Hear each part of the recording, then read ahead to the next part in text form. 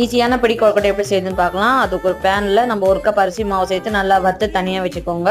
இப்போ அதே பேனில் 3/4 கப் வெல்லம் சேர்த்து 2 கப் தண்ணி சேர்த்துட்டு நல்லா வெல்லம் கரைஞ்ச உடனே ஃபில்டர் பண்ணி எடுத்துக்கோங்க. இப்போ இந்த வெல்லம் தண்ணியை அதே பேன்லேயே சேர்த்துட்டு நல்லா அந்த வெல்லம் தண்ணி கொதிச்சு வரும்போது நம்ம அரிசி மாவு சேர்த்துட்டு நல்லா கைவிடாமல் சிம்லேயே வச்சு ஒரு 2 நிமிஷம் வந்து கலந்து வச்சுக்கோங்க. இப்போ நல்லா கலந்தாச்சு. இப்போ இது வேற ஒரு பாத்திரத்துக்கு மாற்றிட்டு நல்லா சூடு ஆறின உடனே ஒரு 2 டேபிள் ஸ்பூன் முந்திரி பருப்பு, கொஞ்சம் தேங்காவை கட் பண்ணி வச்சுருக்கேன் அதையும் சேர்த்துட்டு நல்லா வந்து பிசைஞ்சு எடுத்துக்கோங்க. 1 டீஸ்பூன் நெய்யும் சேர்த்துக்கோங்க.